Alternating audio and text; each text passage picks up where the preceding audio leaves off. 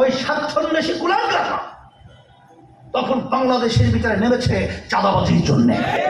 তোমরা কি ভুলে গেছো 15.5 বছর বালির ট্রাক পর্যন্ত সরাতে পারো না।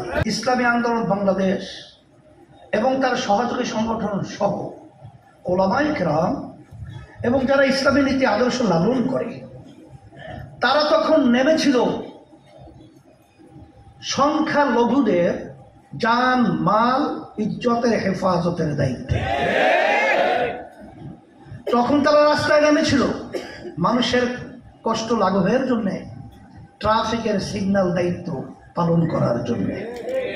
আর তখন এক শ্রেণীর নেমেছে, তখনও মায়ের কান্না বন্ধ হয় নাই, তখনও সেই মায়ের আর্তনাদ আমাদের কানে ভাসছে। মা চিল্লায় কাঁদছে আর বলছে আজকে কয়েকদিন পর্যন্ত আমার সন্তান আমাকে মা বলে ডাক দেয় না। আমাদের সেই মুখদের পানি লাগবে, পানি শব্দ আমাদের এখনো কানে ভাসছে।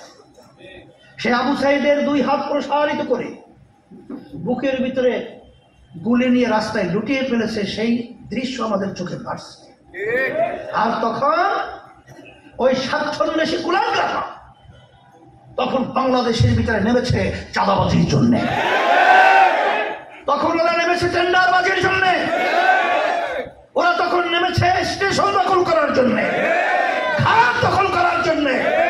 আমরা ওদেরকে ধিক্কার জানাই, ওদেরকে বাংলার জমি থেকে উৎখাত করতে হবে, বাংলাদেশকে স্বাধীন করতে হবে, সুন্দর পরিবেশ তৈরি করতে হবে।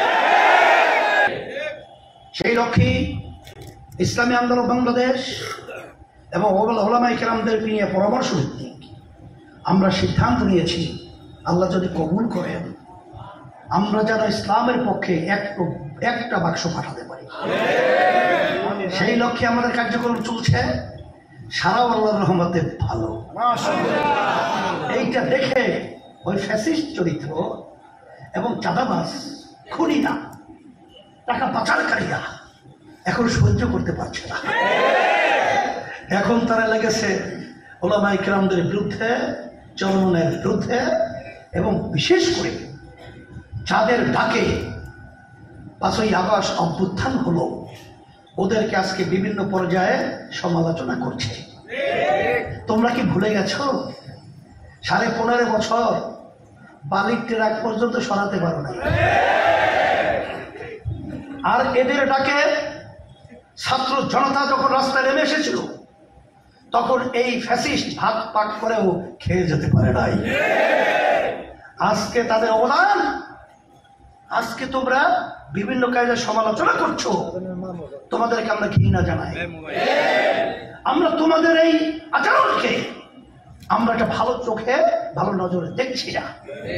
সেই হিসেবে আমি সকল কথা আহ্বান জানাবো, আসেন, যেহেতু আল্লাহ একটা সুযোগ তৈরি করে দিয়েছেন, আমরা যেন আর চাঁদাবাজের সহযোগী না হই, আমরা যেন আর খুনিদের সহযোগী না হই, আমরা যেন সেই দৃশ্য আর না দেখি যে সোহাগের মতো বাংলাদেশের সন্তানকে আইয়ামে জাহিলিয়াতকে হার মানিয়ে পাথর দিয়ে যেভাবে মারা হলো, মরার পরেও তার গায়ের উপরে উঠে তারা চিত্ত বিনোদন করছে, আনন্দ উল্লাস প্রকাশ করছে। নারায়ণগঞ্জে দেখেছিলেন যে তার ঘর ভাড়া, ঘর মানে তার ভাড়া চাওয়ার অপরাধে তাকে পিটিয়ে মেরে ফেলেছে। দেখেছেন সাংবাদিকদের অবস্থান, অন্যান্য আদার সব দেখেছেন। এখন আমার ভাইদেরকে বলবো, সুযোগ যখন আল্লাহ দিয়েছেন আমরা যেন সুযোগের সদ্ব্যবহার করতে পারি।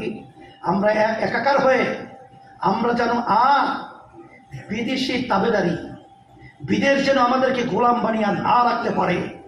আমরা স্বাধীন দেশ হিসাবে আমাদের ইসলাম এবং দেশ মানবতার কল্যাণের পক্ষে আমরা যেন মাথা উঁচু করে দাঁড়িয়ে স্লোগান যদি চলতে পারি, তাইলে গ্রামে একটা কথা আছে, 1000 চোর আর গৃহস্থের কিন্তু কেড়ে শব্দে আল্লাহর হুজুরে ভেঙে যাবে।